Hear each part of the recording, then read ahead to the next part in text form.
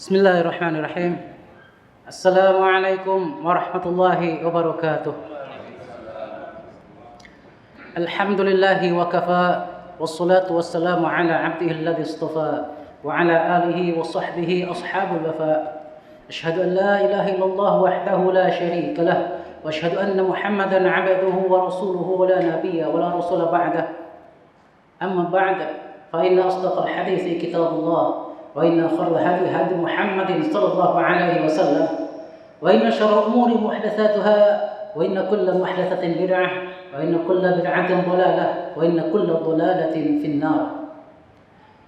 Jemaah yang dirahmati oleh Allah Subhanahu wa taala, segala puji dan syukur kepada Allah Subhanahu wa taala atas segala yang telah diberikan kepada kita. Salawat dan salam bagi junjungan kita Nabi Muhammad sallallahu alaihi wasallam yang telah menunjukkan kepada kita jalan menuju surga Allah Subhanahu wa taala, jalan menuju ridhonya sesuai dengan keinginan Allah Subhanahu wa taala. Hadirin dan hadirat yang dirahmati Allah Subhanahu wa taala. Dalam kehidupan kita melalui 3 fase kehidupan, 3 masa. 2 masa adalah masa yang tidak berbatas waktu. 1 masa adalah satu yang pendek. 2 masa yang tidak berbatas waktu adalah pertama, sebelum kita diciptakan oleh Allah Subhanahu wa taala. Sebelum nyawa kita dihitupkan ke dalam rahim ibu kita. Itu tidak berbatas waktu. Awalun bila nihayah. Kita tidak tahu kapan awalnya. Kemudian yang kedua yang tidak berwaktu adalah setelah kita diwafatkan oleh Allah Subhanahu wa taala, yaitu kehidupan akhirat. Itu juga bila nihayah. Tidak ada batas waktunya.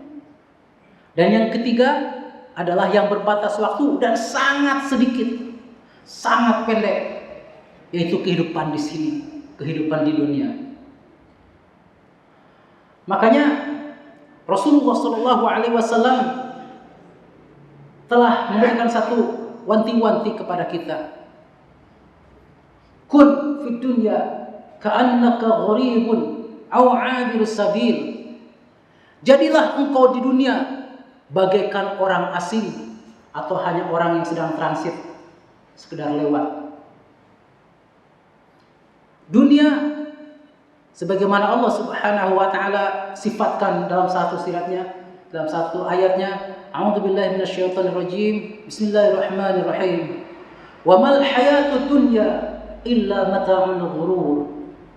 Dan tidaklah kehidupan dunia itu kecuali hanya kesenangan yang menipu. Dunia kesenangannya diiringi kesedihan. Kesedihannya ada kesenangan. Tidak ada yang abadi di dunia ini. Naik turun bagaikan roda yang berjalan. Namun anehnya, banyak umat manusia, bahkan yang mengaku beriman kepada Allah dan Rasulnya, mengejar-ngejar dunia seakan-akan dunia itu tidak akan pernah sirna. Bahkan sampai berusaha mendapatkan dunia dengan cara-cara yang tidak diridhoi Allah Subhanahu wa taala. Tidak peduli itu halal, tidak peduli itu haram, ditabrak semuanya. Bahkan demi mendapatkan dunia yang fana, yang hina, yang bagi Allah Subhanahu wa taala dunia ini tidak lebih berharga dari sayap nyamuk. Ingat, bagi Allah Subhanahu wa taala dunia tidak lebih berharga dari sayap nyamuk. Kita berlomba-lomba sikut kanan, sikut kiri, celah kanan, celah kiri, fitnah kanan, fitnah kiri, bahkan sampai melakukan hal yang diharamkan oleh Allah, bahkan bisa mengeluarkan seseorang dari agama Islam, yaitu apa? Meminta bantuan kepada jin, memakai jimat, datang ke dukun. Hanya untuk apa? Hanya untuk mendapatkan dunia yang busuk. Hadirin dan hadir rahmati Allah Subhanahu wa taala. Dunia itu hanya tempat persinggahan. Sebagaimana saya orang Bandung, saya datang ke sini hanya numpang lewat. Kalau numpang lewat saya tidak akan beli rumah. Kecuali kalau saya sudah pindah KTP baru saya beli rumah. Tapi kalau karena saya besok pulang saya tidak akan beli rumah. Buat apa? Tidak akan pernah ditempati. Itulah kita di dunia. Berapa tahun kita hidup di dunia? 50, 60, 70, tidak akan sampai 300 tahun. Bahkan sepanjang-panjangnya umur manusia hanya 1 hari. Menurut ukuran akhirat yaitu 1000 tahun. Itu adalah Nabi Adam. Dan juga Nabi Nuh yang berdakwah 950 tahun. Hanya sebentar. Kita merasanya lama karena kita ditipu oleh Allah Subhanahu wa taala. Dunia ini hina. Bagaimana dunia ini hina?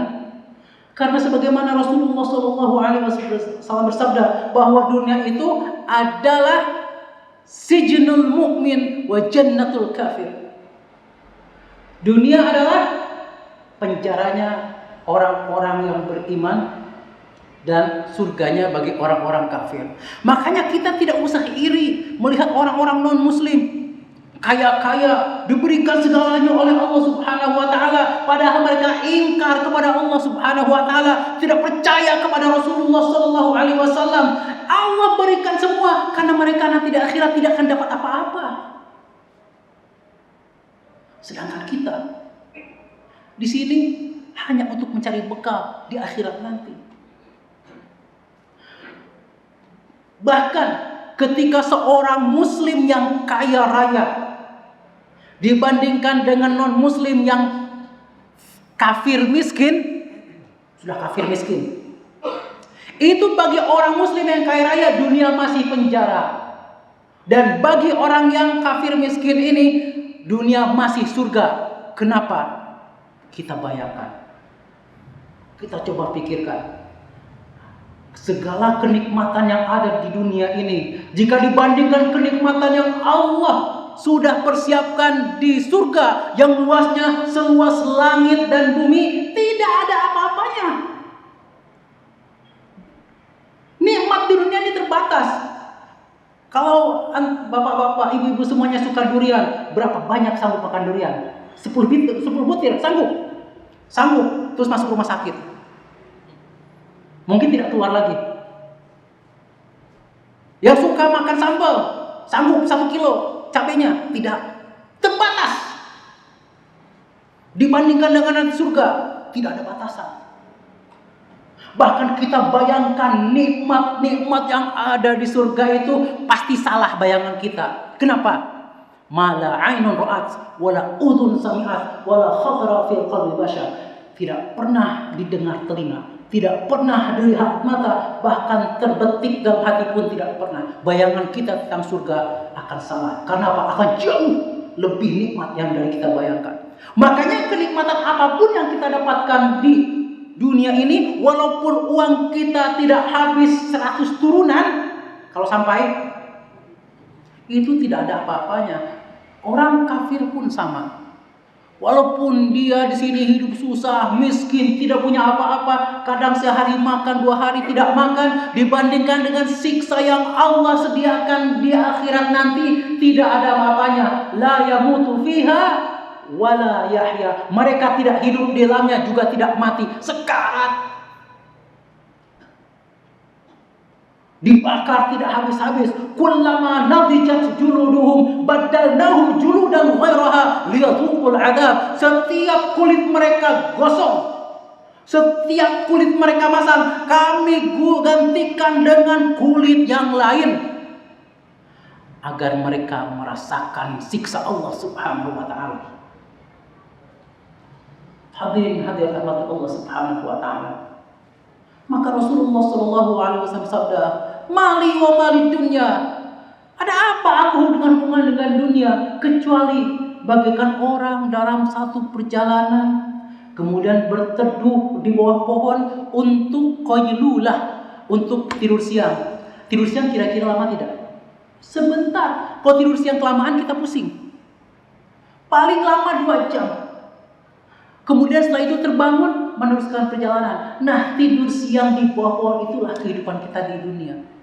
Kita tinggalkan selamanya dan tak akan pernah kembali lagi. Kenapa kita pertahankan? Rasulullah SAW sudah menyatakan demikian dan juga mengatakan bahwa yang dimiliki oleh manusia di dunia ini hanya 2 macam.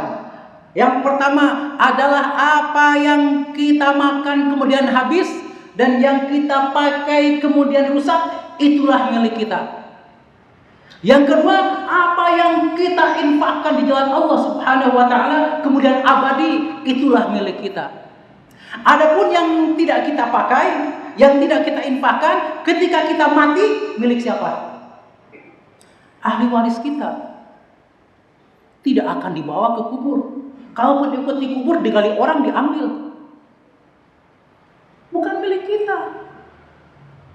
Bahkan mungkin istri yang kita cintai, yang baru dinikahi, yang masih muda, bahenol, kita tinggal mati, menikah lagi, bukan milik kita. Tidak ada yang abadi di dunia ini. Maka kenapa kita mengejar dunia? Sungguhnya umat Islam, ketika umat Islam mengejar dunia, maka dunia akan lari menjauhinya. Sebagaimana umat Islam, kalau mengejar kematian, kematian menjauhi. Ingat Khalid bin Walid radhiyallahu anhu. Itu ketika berjihad bukan main, sampai banyak bekas pedang dan tusukan segala macam senjatanya. Tapi apa? Meninggal di tempat tidur, sampai menangis beliau. Aku ingin di jihad jalan Allah, ingin syahid di jalan Allah, tapi karena kematian dikejar, lari. Tapi Allah firman, "Ainama kuntum yudrikkumul mautu walau kuntum fi burujin musyayyadah." Dimanapun kalian berada, akan didatangi kematian walaupun berada di menara yang sangat tinggi. Menara tinggi-tinggi, gempa, runtuh, mati juga. Hadirin rahmati Allah Subhanahu wa taala. Oleh itu kita harus tahu hakikat dunia. Pertama, hakikat dunia adalah hina. Ya. Dunia itu hina. Karena apa? Karena seperti tadi dikatakan bahwa dunia itu adalah penjara. Mana ada orang di penjara itu terhormat? Ada. Orang penjara terhormat tidak ada, terhina. Kedua, dunia itu menipu. Wa mal hayatud dunya illa mata'ul ghurur, menipu. Kenikmatannya sesaat, penyesalannya lama. Ketiga, dunia itu hanyalah tempat senda gurau dan bermain-main. Jangan sungguh-sungguh. Jangan terlalu serius dengan dunia. Jangan sampai kemudian kita tinggalkan sholat. Memangnya karena kerja kita tinggalkan sholat? Yang memberi gaji itu siapa? Yang memberi rezeki itu siapa? Bos. Allah Subhanahu wa ta'ala. Kemudian dunia itu adalah hanya tempat singgah, tidak kekal, tidak abadi. Karena apa? Karena isinya juga fana. Allah Subhanahu wa ta'ala firman, "Kullu man 'alaiha fan wa yabqa wajhu rabbika dzul jalali wal ikram." Semua yang ada di atasnya akan fana, akan sirna, akan musnah, kecuali wajah Allah Subhanahu wa ta'ala yang maha agung dan lagi maha mulia. Namun hadirin rahmati Allah Subhanahu wa ta'ala, apakah dengan demikian kemudian kita meninggalkan dunia? Tidak. Dunia kita cari untuk bekal akhirat. Imam Ahmad rahimahullah ta'ala pernah ditanya, apakah mungkin seseorang mempunyai 1000 dinar? Kira-kira berapa miliar itu? Punya 1000 dinar tapi dia masih sebut zuhud. Apakah mungkin? Imam Ahmad mengatakan mungkin. Kalau kita melihat orang pakai Mercedes-Benz, punya tabungan banyak, punya uang, punya bangunan banyak, katakan orang ini tidak zuhud. Tidak. Bisa saja orang punya harta banyak tapi zuhud dengan syarat dua. Pertama, Imam Ahmad, jika hartanya berkurang dia tidak sedih. Mau berkurang banyak, berkurang sedikit, dia tidak sedih. Kenapa? Cuma titipan. Yang kedua, jika bertambah tidak juga gembira. Kenapa? Bukan milik saya. Sudahkah kita seperti itu? Kita kaya tidak, sudah berkurang sedikit, bertambah senangnya minta ampun. Ketika uang kita berkurang, kita menyalahkan Allah. Ketika uang kita bertambah, kita kufur kepada Allah. Tidak ada mendingnya. Itu kebanyakan kita. Kenapa? Karena kita lupa bahwa kita di dunia ini hanya sementara. Bahwasanya Allah Subhanahu wa taala sudah menjadikan kehidupan abadi itu adalah di akhirat nanti. Bagaikan orang yang dari Singaraja ingin pergi ke Bandung, kemudian lupa di Gilimanuk. Tak nyebrang-nyebrang. Apakah akan sampai? Itu permisalan yang sangat remeh. Artinya tidak ada resiko. Tapi kalau kita lupa tujuan akhir kita, tahu-tahu Allah mencabut nyawa kita, bekal kita tidak cukup, tiba-tiba kita sudah dikuburkan oleh saudara-saudara kita, oleh kerabat-kerabat kita. Datang malaikat bertanya, "Man Rabbuk?" Walaupun dikasih contekan dari atas, ditempelkan di sini, tidak akan bisa baca. Ini bukan bukan ujian nasional. Percuma kita ajar dari atas, "Hai fulan bin fulan." Kalau ada malaikat bertanya, "Siapa Tuhanmu?" Jawab, "Tuhan Allah." Percuma. Sudah lain alam. Yang menjawab apa? Amal kita. Selama amal kita mengejar-ngejar dunia, lupa kepada Allah Subhanahu wa taala, maka amal kita tidak akan bisa menjawabnya. Jawaban kita hanya, aku pernah mendengar orang berkata ini dan itu, tapi aku tidak tahu. Maka dipukullah. Yang sekali pukul itu bisa menghancurkan gunung. Kepala kita dipukul, auzubillahi min dzalik. Masihkah kita cinta dunia? Masihkah kita mengejar dunia? Kita sekarang berpikir umat Islam itu harus maju dengan ekonominya, harus maju dengan faktor-faktor duniawi semua. Lupa bahwasanya yang memberikan kekayaan itu adalah Allah Subhanahu wa taala. Lupa yang memberikan kekuasaan adalah Allah Subhanahu wa taala. Allah berfirman, "Wa'adallahu alladhina amanu wa 'amilus shalihat la yastakhlifannakum fil ard kama istakhlafanna alladhina min qablihim." Allah berjanji kepada orang-orang beriman dan beramal soleh akan menjadikan mereka khalifah, penguasa di muka bumi, sebagaimana Allah Subhanahu wa taala telah menjadikan orang-orang sebelum mereka sebagai khalifah. Kekuasaan itu Allah yang memberikan.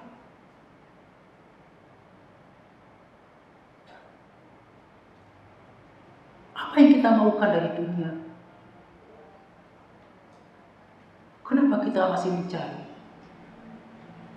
Kenapa kita masih memburu? Padahal semuanya titipan Allah Subhanahu wa taala. Padahal takdir sudah Allah tetapkan 50.000 tahun sebelum penciptaan langit dan bumi. Padahal kita tahu bahwasanya Allah menciptakan umat manusia dan juga jin di dunia ini adalah untuk beribadah kepada Allah Subhanahu wa taala. Kalau yang kita anggap ibadah itu hanya sholat 5 waktu, betapa pelitnya kita dalam ibadah. 5 waktu kira-kira sampai 1 jam tidak kita sholat 1 waktu. Subuh 2 rakaat berapa menit? Zuhur 4 rakaat berapa menit? Asar, maghrib, isya, apalagi kalau sholatnya munfarid, sholatnya sendirian, itu sebagaikan ngirim paket tiki, yakin esok sampai. Cepat. Kalau berjamaah, imamnya sholatnya agak lama sedikit, mulai gatal tenggorokan.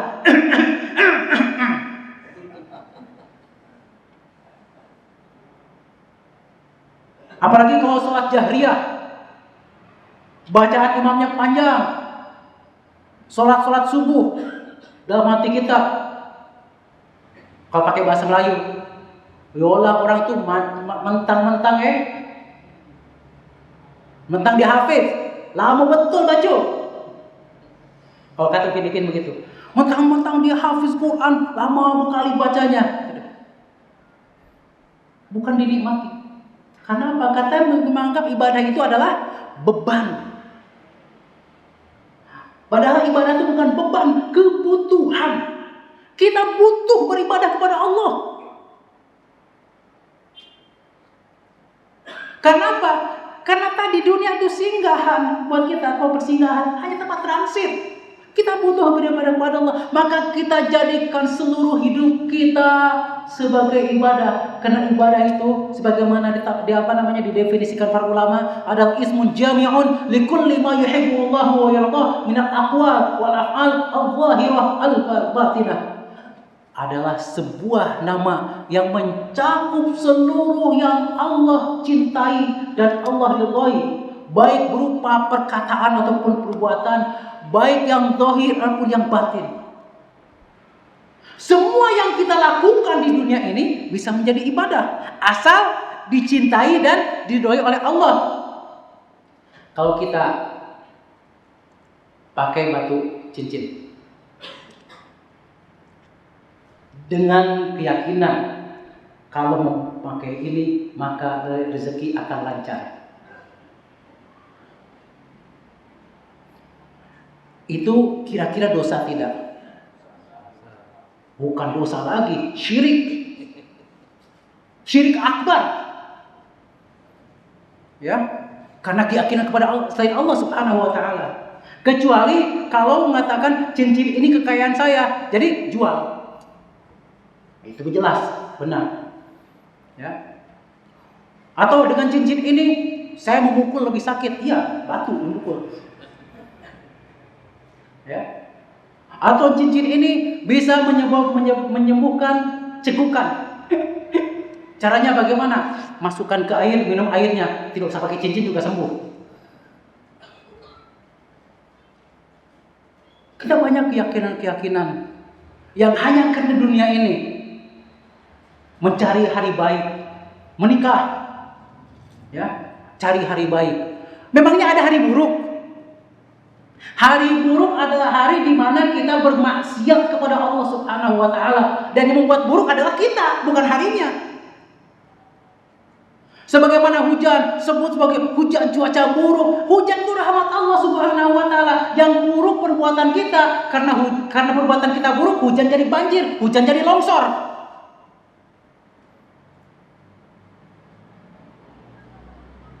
Mencari dunia itu harus jadi ibadah juga. Kita bekerja, kaum laki-laki bekerja. Bagaimana jadi ibadah? Niatnya pertama adalah untuk menafkahi anak istri, bukan menafkahi istri orang.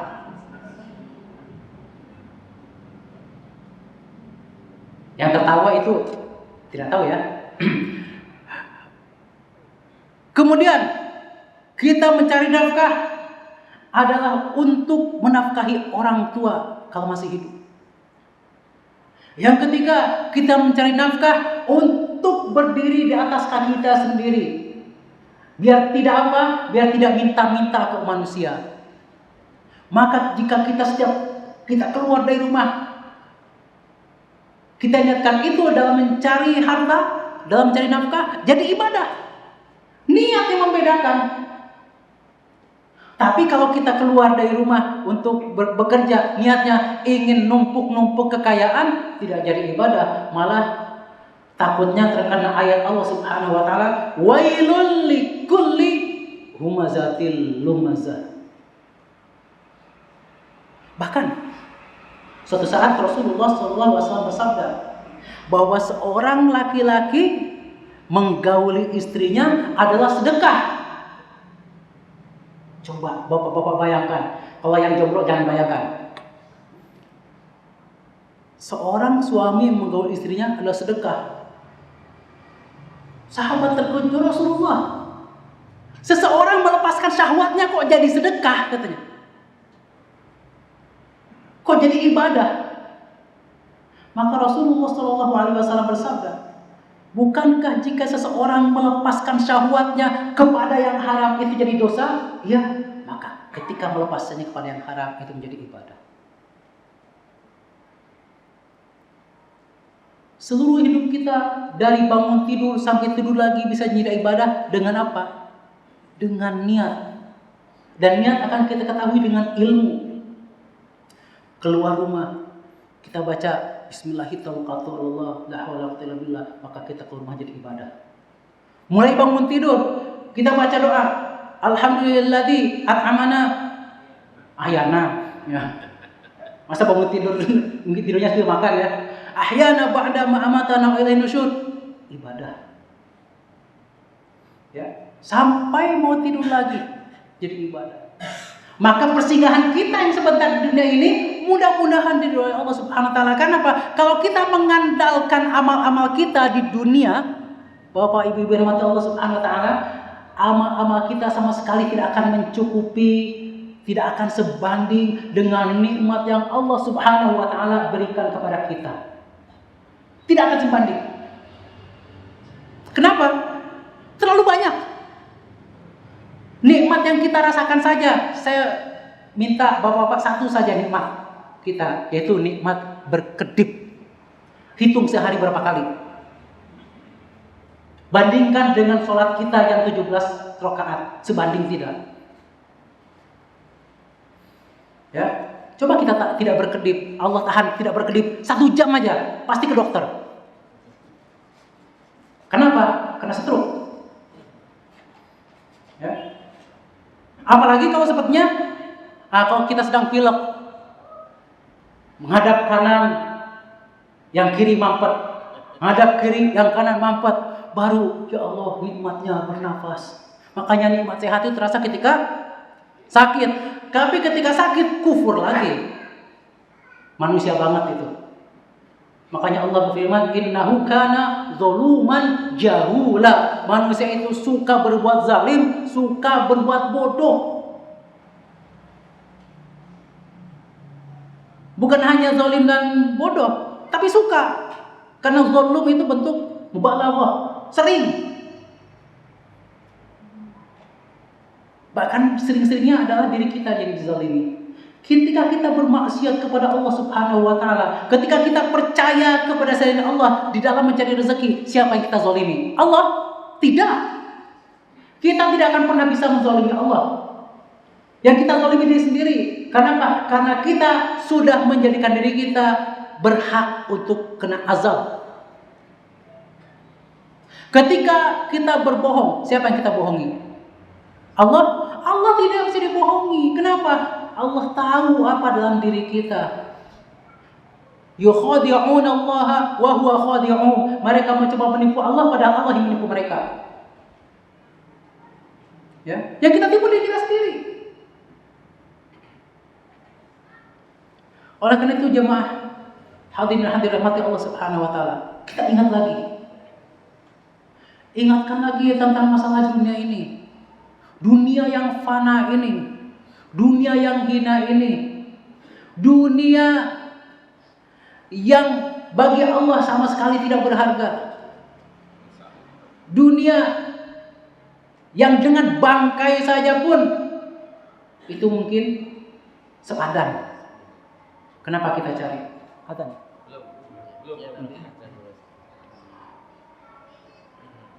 Kenapa kita cari? Suatu saat Rasulullah SAW pernah mengambil sebuah bangkai di pasar. Bangkai anak kambing yang telinganya lepet gini. Rasulullah mengatakan, Siapa yang membeli ini dengan 1 dirham? Para sahabat berkata, ya Rasulullah, sedangkan dia hidup saja orang tidak ada mau beli karena cacat. Bagaimana ini bangkai? Maka Rasulullah SAW bersabda, inilah yang kalian kejar. Dunia ini seperti ini, bahkan lebih hina lagi.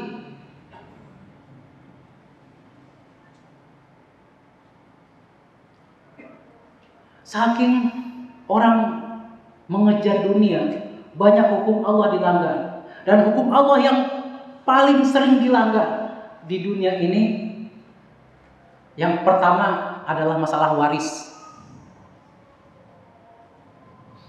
Masalah waris. Orang mengatakan bahwa apa? Bahwa laki-laki dapat 2, perempuan dapat 1 itu tidak adil, tidak sesuai dengan equality, persamaan hak, emansipasi. Ya. Padahal kalau dilihat dari hak dan kewajiban, 2:1 itu merugikan laki-laki, tidak menguntungkan. Betul tidak? Betul, tapi tidak tahu alasannya. Kita hitung-hitung.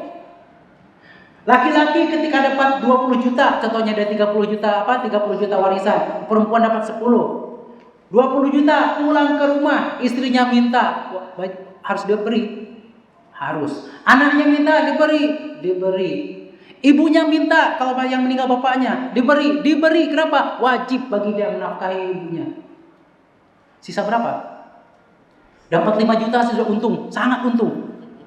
Paling buat bulanan. Perempuan 10 juta pulang ke rumah, suaminya minta, dia bilang, ini uang saya, kenapa abang minta? Dosa? Tidak. Pelit? Iya, tapi tidak dosa. Ya, anaknya minta, minta sama bapak kamu, tidak dosa walaupun pelit. Tapi Allah sudah menjadikannya demikian. Laki-laki dapat 2, perempuan dapat 1, karena Allah sudah menjadikan laki-laki sebagai qawwam, sebagai pemimpin. Cukup kasih modal, cari lagi. Tapi itu ditentang. Kenapa? Karena dunia. Bahkan kita lihat keluarga berpecah belah gara-gara dunia. Kasus terakhir, bagaimana seorang anak yang sangat-sangat durhaka menggugat orang tuanya sekian M gara-gara harta. Na'udzubillah min dzalik.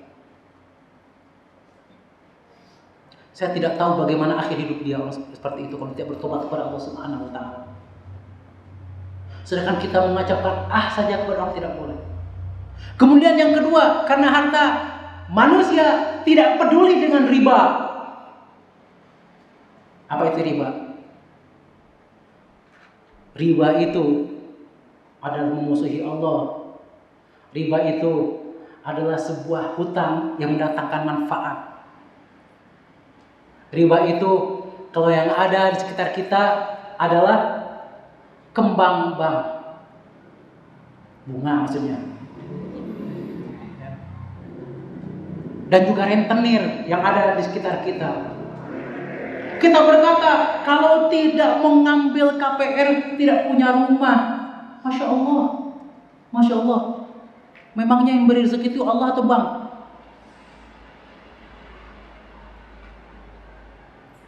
Hanya karena dunia.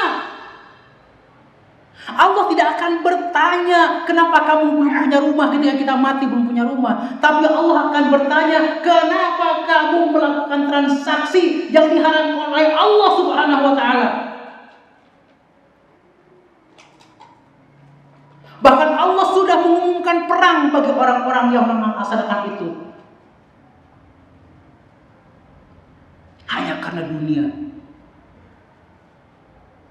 Karena dunia juga terjadi perang dunia 1, perang dunia kedua, perang dunia ketiga belum ada. Jangan sampai.